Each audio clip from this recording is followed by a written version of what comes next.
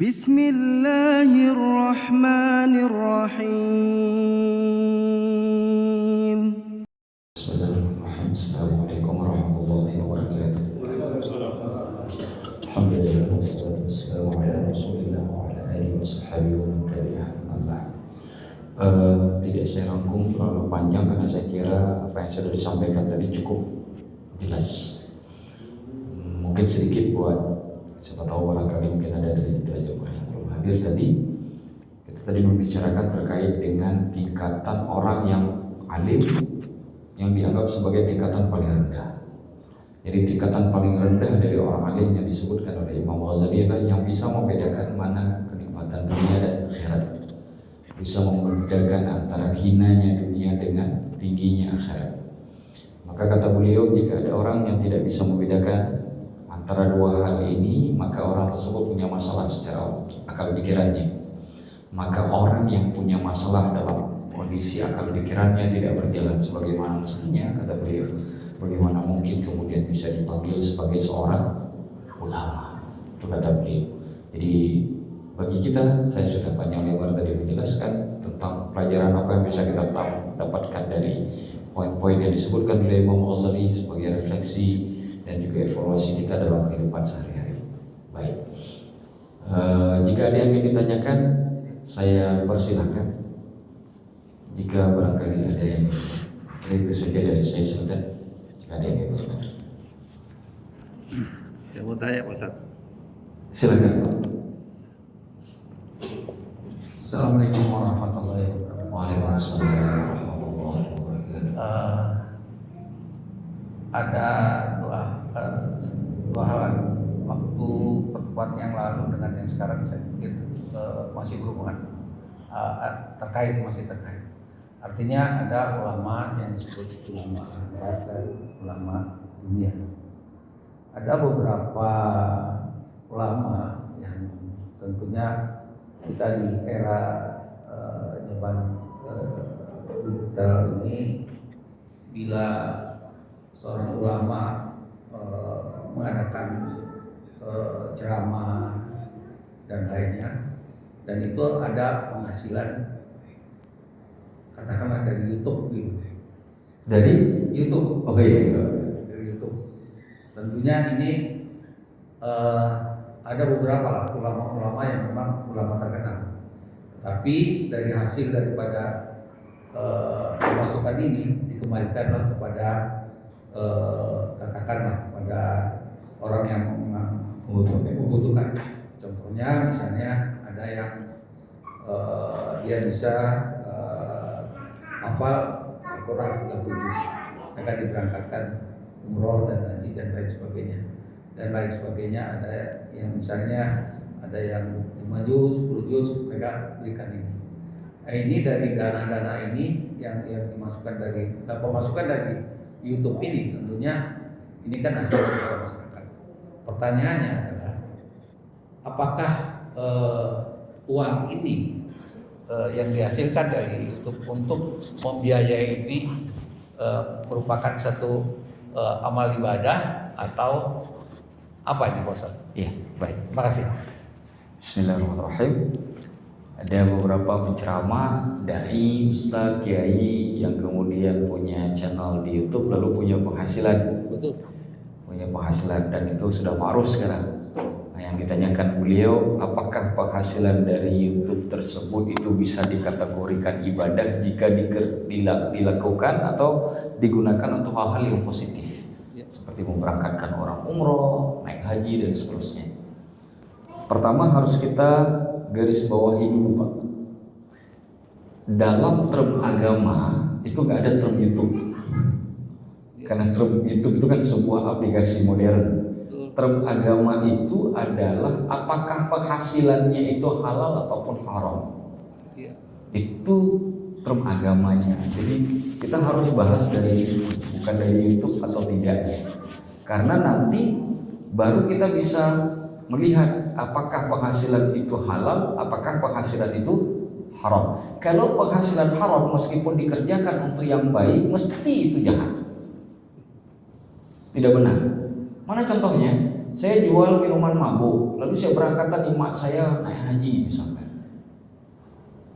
Ya, penghasilan itu kan tetap penghasilan yang haram, Pak.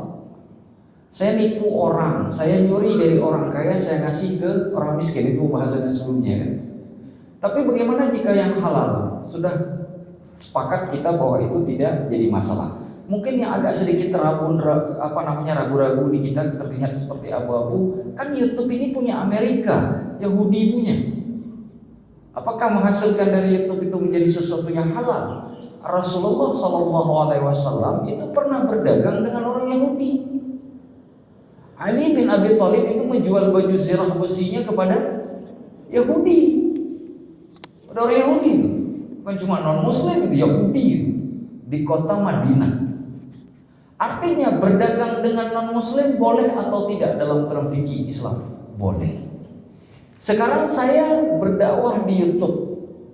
Lalu kemudian karena saya biasanya itu kalau iklan yang muncul kan disesuaikan dengan algoritma.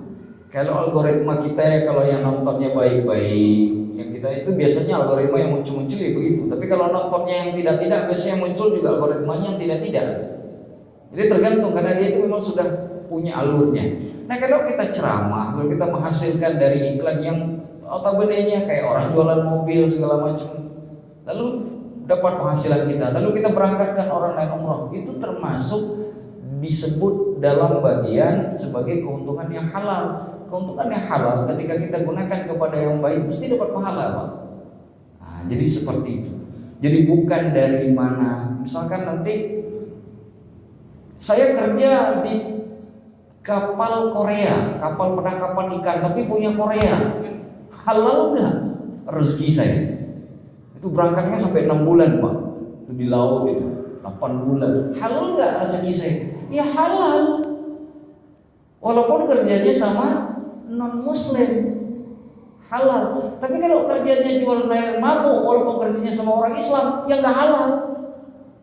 Ini jualan tua, tapi sama orang Muslim, karena pemilik tuanya Muslim, itu tetap nggak halal.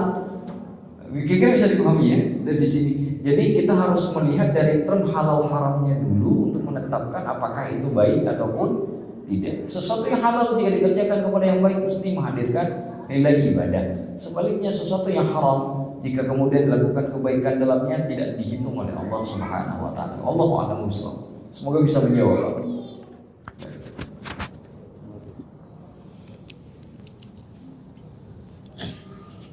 Assalamualaikum warahmatullahi wabarakatuh. Waalaikumsalam warahmatullahi wabarakatuh. Mau nanya soal mengenai tadi akhirat dan dunia. Kan sekarang ini kan banyak yang saya lihat juga amalan-amalan atau ijazah, wirid-wirid tertentu atau sholawat tertentu yang misalnya nanti kalau kita baca sholawat ini 1000 kali maka akan dapat dunia segala macam gitu. Nah ini gimana pandangan tasawuf khususnya Imam Ghazali gitu mengenai amalan seperti ini, apakah ini bisa merusak niat kita gitu, yang murni karena Allah jadi ke dunia gitu. Ada dua yang harus kita pahami dari sisi itu. Sebelum saya jelaskan dua hal itu, harus dipahami terlebih dahulu bahwa disepakati oleh para ulama baik fikih, akidah, hadis dan seterusnya bahwa segala bentuk macam doa itu boleh diamalkan.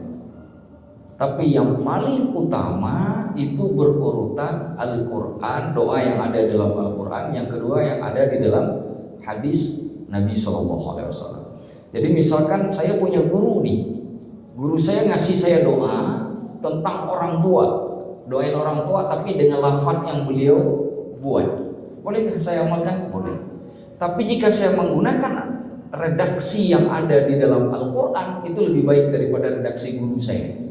Karena redaksi guru saya itu redaksi manusia, sedangkan Al-Quran kalam Allah. Itu lebih baik. Jadi itu kesepakatan ulama. Tidak ada perbedaan pendapat ulama dalam bab itu. Jika ada yang menyalahi, maka menyalahi ijma. Jadi sudah menjadi bab ijma. Itu yang harus kita pahami. Nah sekarang pertanyaannya adalah, apakah kemudian mengamalkan doa tertentu, kemudian ditetapkan jumlahnya, lalu diberikan fadilah macam-macam?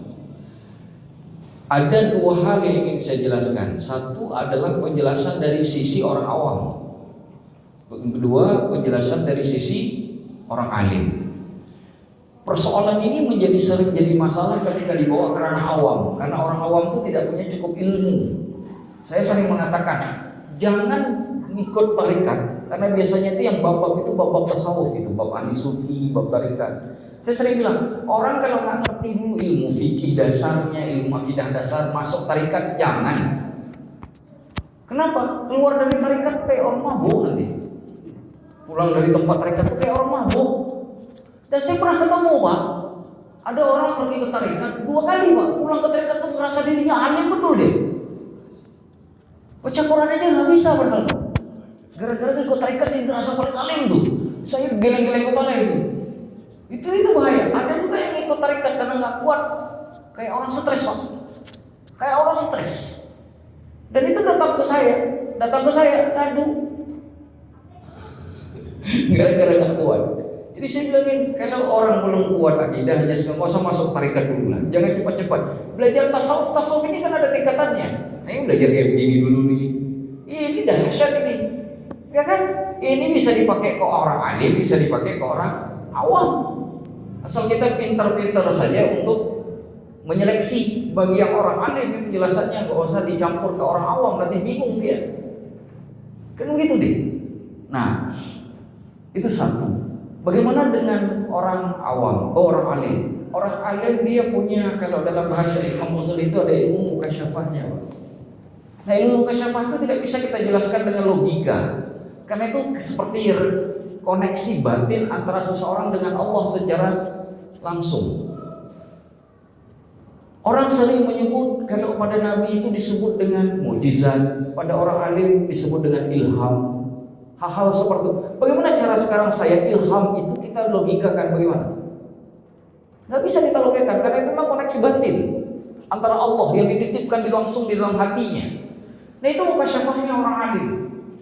Nah, mukasyafahnya orang alim ini, kalau beliau keilmuannya dapat dipertanggungjawabkan, diakui oleh para ulama, maka ucapannya selama tidak bertentangan dengan aturan Islam, maka boleh diamalkan. Tapi kalau misalkan ada yang mengatakan begini, kalau ngamalkan doa ini 100 kali lebih baik daripada baca ayat Al-Quran, nah itu sudah nggak benar. Kenapa? Karena sudah nyalahin Al-Quran, udah nggak benar itu. Nah, itu yang saya maksud, Pak. Itu nggak butuh alim, orang awam juga nggak boleh ikut itu, apalagi orang alim. Tapi kalau beliau nggak mengatakan begitu, kalau ngambil ini insya Allah mudah rezekinya, begitu kira-kira ya, insya Allah mudah rezekinya. Kita lihat wiridnya itu apakah bertentangan, kemudian beliau memastikan secara mutlak atau tidak. Karena begini, kemutlakan itu kan adanya pada ayat Al-Quran dan hadis Nabi. Pada manusia nggak maksum, maka dia tidak ada kemutlakan. Ya kan? Misalkan dikatakan ini sudah banyak terbukti, semoga saja Allah juga mengabulkan. Nah, itu kira-kira seperti itu bahasa adabnya itu. Nah, itu serahkan saja. Tapi jangan kemudian diyakini bahwa kalau misalkan saya nggak ngamalin itu 1000 kali saya nggak dapat rezeki. Nah, itu nggak boleh. Karena jalan menuju rezeki bukan hanya dengan mirip itu. Ada banyak jalan lain. Itu kalau memahami itu bisa kacau juga akidahnya itu. Sehingga kemudian menyebabkan kita mengkultuskan seseorang lalu melupakan jalan yang lain. Nah, itu juga tidak boleh. Jadi itu kita jadikan sebagai wasilah, bukan sebagai unsur utama. Tapi kalau bertentangan sudah jelas. Misalkan ada yang mengatakan kalau ziarah ke masjid Pondok Bambu itu lebih baik daripada ziarah ke Masjidil Haram misalkan. Nah, itu udah jelas lah, udah pasti salah itu. Walaupun orangnya jenggotnya sampai seperut pasti salah itu.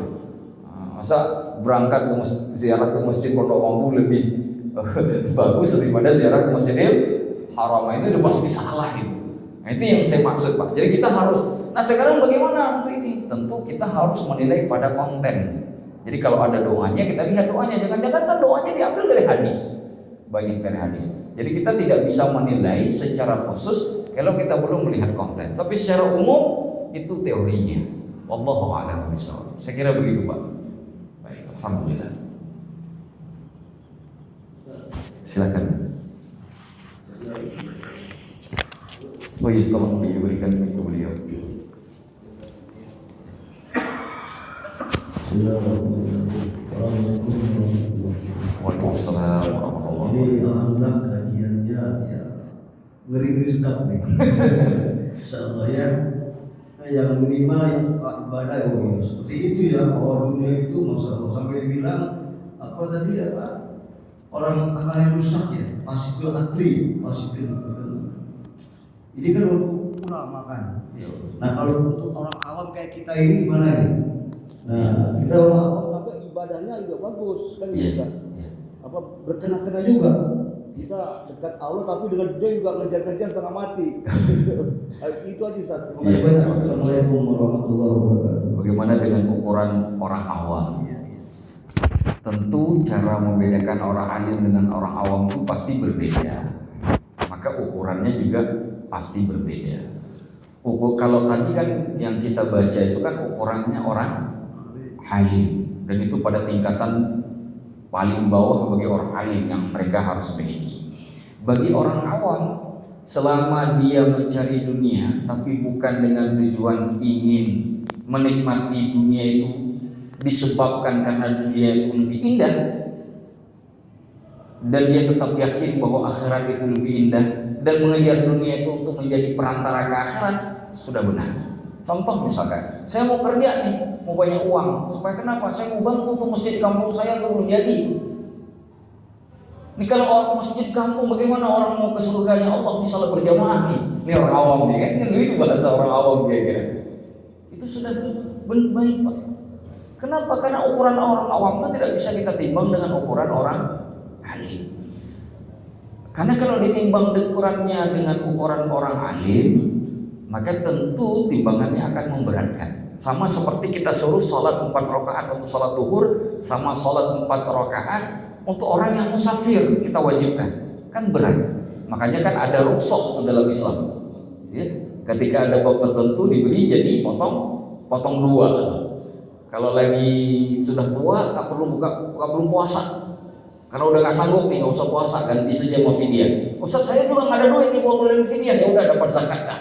Puasa nggak perlu, fidyah nggak perlu, zakatnya dapat tuh. Itu kan dalam Islam itu ada fasenya. Maka dalam kasus orang awam itu sudah selamat. Tapi kalau dia misalkan nyari dunia memang semata-mata untuk dirinya, biar menikmati, biar takabur, biar tamak, segala macam, segala penyakit yang dihadirkan oleh dunia, itu mau orang awam, mau orang alim, dua-duanya sudah masuk lumpur. Karena itu hukumnya sama. Perbedaannya di mana? Perbedaannya di hisab. Orang alim di hisabnya akan lebih berat daripada orang awam. Yang sudah kita bahas minggu yang lalu. Itu saja bedanya Pak. Wallahu a'lamu bishawab. Saya kira itu. Wah, ini kayaknya banyak insyaallah. Tapi masih ada sebelum jam 8 insyaallah. Saya cuma ringkas jawabannya. Silakan Pak. Waalaikumsalam warahmatullahi wabarakatuh. Begini, kita punya penghasilan dari perusahaan yang riba. Semuanya kita ini sebenarnya udah pensiun misalnya, kan kita dapat terus itu bisa disalurkan kemana? Kan kita nggak boleh makan. Apa kita salurkan? Katanya saya pernah dengar untuk keperluan umum gitu ya. Tapi untuk dimakan sendiri nggak boleh. Apa diberikan orang miskin itu boleh? Assalamualaikum warahmatullahi wabarakatuh. Waalaikumsalam. Kita harus definisikan dulu perusahaan riba. Itu harus kita definisikan dulu Pak. Karena begini, ini saya ambil satu contoh, satu kasus. Ini baru kejadian. Ada hamba Allah itu nggak ada pekerjaan Pak, dan nggak bisa makan. Dia nggak punya rumah, nggak segala macam. Dia itu mualaf Pak. Jadi diusir oleh keluarganya dan itu nggak punya tempat tinggal. Dia dapat pekerjaan itu ngantar bir Pak, di Jakarta sih ngantar bir. Dia telepon saya bilang gini, tidak bisa nggak kamu tidak bekerja? Ustaz, saya hanya untuk menyambung hidup Ustaz. Begitu saya sudah bisa nyambung hidup, saya tinggalkan. Sekarang udah keluar. Kok udah keluar? Saya cuma untuk menyelamatkan diri saja Ustaz. Kata Ustaz, boleh makan babi kalau nggak punya makanan yang lain. Itu saja, sudah cukup. Saya nggak senang kerja di tempat itu. Mualaf Pak. Mualaf. Jadi itu harus kita definisikan sampai tuntas. Kondisinya juga harus kita bahas sampai tuntas. Baru kita bisa menetapkan hukum. Kalau saya orang kaya, Saya punya kemampuan, saya punya simpanan yang banyak. Lalu saya mendapatkan uang haram. Kalau saya makan uang haram itu pasti jadi api neraka. Karena saya masih punya kemampuan, kan gitu. Tetapi kalau saya tidak punya kemampuan, saya boleh makan, tapi dua syaratnya. Satu, tidak boleh berlebihan hanya untuk bisa menyelamatkan hidup. Yang kedua, tidak boleh senang, tidak boleh suka. Ghaira baghin wala 'adin fala ithma 'alaih. Kan begitu bahasa Al-Qur'annya. Faman ittara ghaira baghin wala 'adin fala ithma 'alaih. Kan itu bahasa Al-Qur'annya terkait dengan kedaruratan. Maka lahir sebuah kaidah, al-masyaqqatu tajlibut taysir. Dalam kondisi yang sangat sulit, yang tidak boleh dibuka pintu kemudahannya oleh Allah. Kaidah ini disepakati 4 mazhab. Ada 5 kaidah asasiyah di dalam fikih Islam yang disepakati oleh 4 mazhab. Salah satunya tadi, Pak. Nah, bagaimana dengan kondisi kalau misalkan perusahaan kita riba? Ribanya apa? Bisa katakanlah perbankan, katakanlah bank konvensional. Sudah jelasin. Saya dapat pensiun dari bank konvensional. Bapak punya kemampuan untuk hidup. Oh, saya punya kemampuan, Ustaz. Kenapa? Saya punya bisnis sedikit-sedikit, walaupun saya sudah tidak bekerja, tapi insya Allah pemasukan insya Allah ada. Lantas uang itu saya mau kasih ke orang lain saja. Kalau Bapak kembalikan ke perusahaan, diambil oleh orang lain. Jangan Bapak balikin. Caranya bagaimana? Bapak ambil, Bapak kasih ke anak orang makan, orang anak yatim, kan bisa. Bapak kasih ke orang miskin, kan bisa. Ustaz, tapi itu uang haram. Di dalam Islam ada kaidah, nama kaidahnya darul mafasid muqaddamun ala jalbil masalih. Menghilangkan kemudaratan itu lebih diutamakan daripada mencapai kemaslahatan. Mana kemudaratan? Kalau Bapak kembalikan uang itu, semua ada 100 orang seperti Bapak kembalikan uang itu, maka itu jadi makanan mereka yang enak-enak. Uang itu kan tetap akan menyebar di masyarakat, suka atau tidak suka. Kenapa menyebar? Karena undang-undang tidak bisa menghentikan, karena melegalkan itu. Undang-undang kan melegalkan pengedaran uang itu dari bank konvensional, benar atau tidak, Pak? Jadi tidak bisa dihentikan. Maka akan lebih besar lagi mudarat ketika uang yang seperti itu berada di tangan orang yang salah. Dia makan sendiri, dia kasih keluarganya. Sedangkan Bapak ngambil ngasih kepada orang miskin. Mungkin Bapak tidak dapat pahala dalam pemberian tadi itu, tapi sudah terselamatkan karena menyelamatkan uang tadi itu yang harusnya dimakan oleh orang lain. Bagian itu yang disebut dengan darul mafasid. Kan Bapak tidak Bapak makan sendiri karena Bapak sanggup. Kalau Bapak tidak sanggup, Bapak boleh makan itu karena itu diberikan oleh negara. Syaratnya 2. Apa syaratnya? Ghaira baghin wala 'adil. Ghaira baghin artinya tidak punya rasa suka dan senang memakan itu. Yang kedua, tidak boleh berlebihan. Saya sering menganalogikannya kalau makan babi dalam kondisi nggak ada makanan itu yang secukupnya. Kalau nambah itu yang nambah itu haram. Nah, kira-kira begitu tuh. Kalau yang nambah itu jadi haram. Nah, itu logika sederhananya kan begitu, Pak. Nah, kira-kira bisa sudah dipahami, Pak? Bisa dipahami? Bisa gitu ya. Karena dengan menyalurkan juga kita apa nggak dapat pahala menyalurkannya. Kalau kita buang kan kita Jangan, tidak boleh dibuang. dengan menyalurkannya, mengasihnya itu bukan uangnya tapi waktu menyerahkannya itu gimana? Iya, tidak masalah kalau menyerahkannya bagaimana, terserah, nggak masalah. Tidak ada keharaman penyerahan. Tapi itu uang haram, Ustaz. Enggak, uang haram itu dimakan oleh orang yang mengambilnya. Saya jual air mabuk, saya makan itu jadi haram uang itu. Nah sekarang pertanyaannya, Pak, ada nggak di kantong kita nih uang yang tadinya bekas uang mabuk? Ada nggak? Bisa jadi. Kalau di sebuah negara itu ada dilegalkan penjualan miras. Iya dong, tadinya tuh uang di penjualan minuman keras tadi, tiba-tiba nyampe ke masjid. Betul nggak? Ustadz yang ngajar di masjid dikasih sama masjid masuk ke kantong Ustadz. Padahal tadi itu pernah di perusahaan miras tadi itu. Haramkah kemudian orang masjid, ustadz dan jamaahnya makan uang itu? Tidak, karena bukan mereka yang mencari uang itu. Yang haram adalah orang yang mencarinya. Bisa dipahami Pak? Bisa dipahami Pak? Saya nih jual narkoba. Jual narkoba. Tanpa ini uang itu kemudian suka tidak suka kan sudah ada. Apa uang itu mau dibakar dia hangus gitu? Hah? Enggak, nilai itu tidak akan pernah mati karena memang uang itu kan dalam bentuk kertas. Begitu Bapak bakar, besok dicetak lagi sama Bank Indonesia. Betul nggak Pak? Dicetak lagi kan? Jadi apa yang Bapak bakar? Jadi bagaimana Bapak serahkan ke orang lain? Orang lain itu tidak punya konsekuensi seperti Bapak karena dia tidak mencari. Orang miskin itu tidak punya konsekuensi karena dia tidak mencari. Konsekuensi itu ada di Bapak karena uangnya haram. Makanya ada ulama mengatakan, kalau saya dapat uang haram dan saya tidak tahu harus menyerahkannya, diserahkan kemana Pak? Ke negara kan? Diumumkan. Ya kan? Ke negara, dikembalikan ke daulah. Cuma Bapak kalau kembalikan ke negara, hilang uang itu Pak. Jadi milik pribadi itu Pak.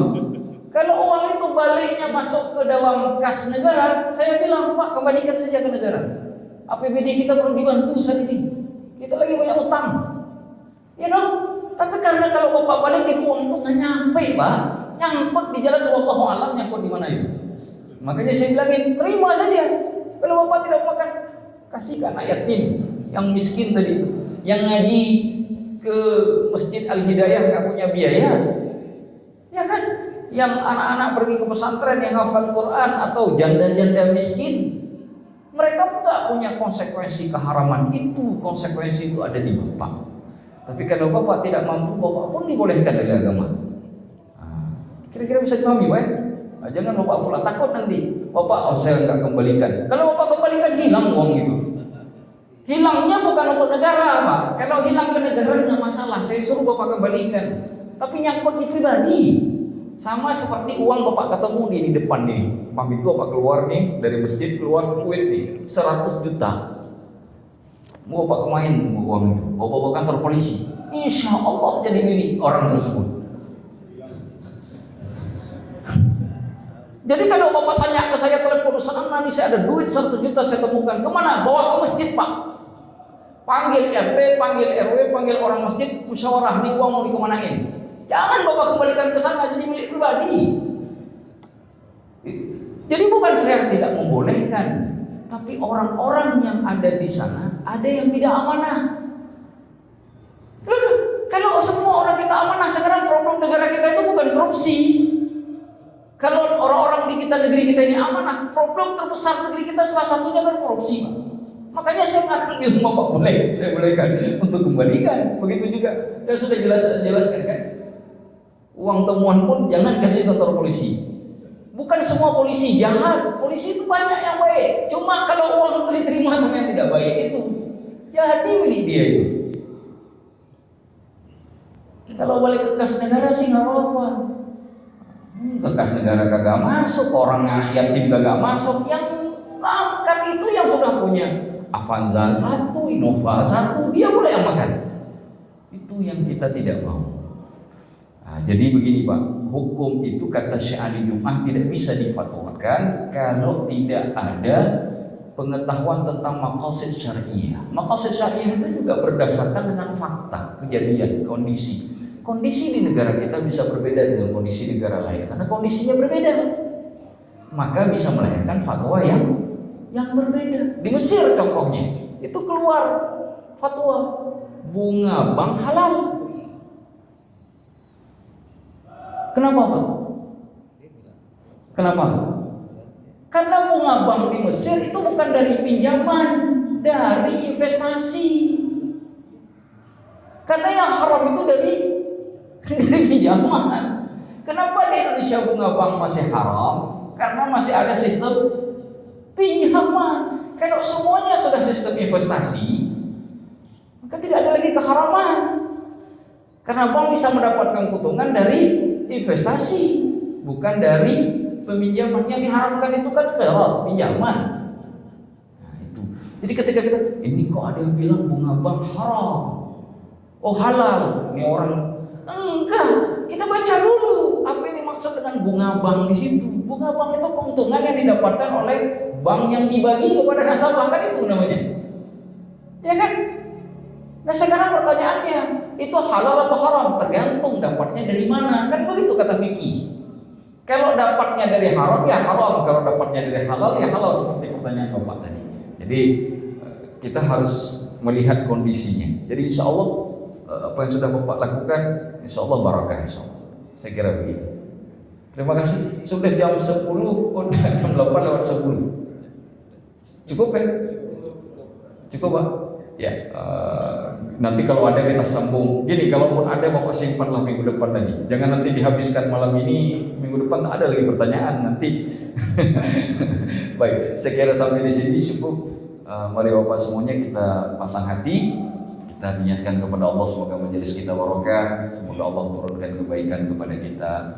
Jika ada yang benar yang kita dapatkan dalam majelis ini, kita genggam erat-erat karena kebenaran itu dari Allah dan Rasulnya. Jika ada kesalahan dalam majelis ini, apapun bentuknya, jika itu berhubungan dengan manusia, kita saling memaafkan. Jika berhubungan dengan ajaran, maka kita tinggalkan, karena itu adalah bukan datangnya dari Allah dan Rasulnya.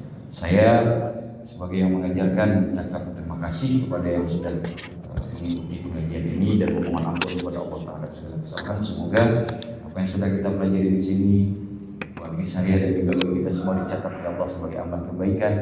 Dengan sebab ini kemudian kita dimudahkan segala urusan dalam kehidupan. Kita niatkan kepada Allah semoga ini menjadi barakah bagi kita baik di dunia dan akhirat. Ala hadhihi wa kulli niyatin salih. Al-Fatihah. Alhamdulillah. Iya kan. Sallallahu.